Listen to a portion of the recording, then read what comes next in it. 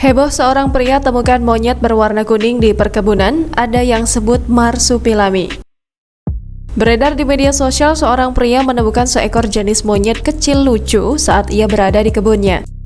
Tampak dari warna bulunya yang tak biasa menjadi sorotan. Video yang diunggah akun Instagram @viralka menunjukkan seorang pria tengah menggendong seekor monyet kecil berwarna kuning dan memiliki ekor yang panjang. Turunnya monyet kecil itu ke perkebunannya membuat sang pria tersebut tampak kebingungan. Pasalnya, ia baru melihat seekor monyet berwarna tak biasa seperti monyet pada umumnya.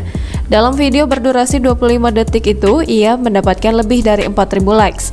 Monyet itu terlihat diam saat dipegang oleh pria tersebut. Dalam video tersebut mengundang beragam komentar dari warganet yang menjelaskan terkait seekor anak monyet berwarna kuning emas itu. Faktanya, primata kecil itu adalah jenis bayi lutung yang ketika masih kecil memiliki warna kuning. Namun saat dewasa, warna bulu tersebut akan berubah menjadi keabuan hingga hitam.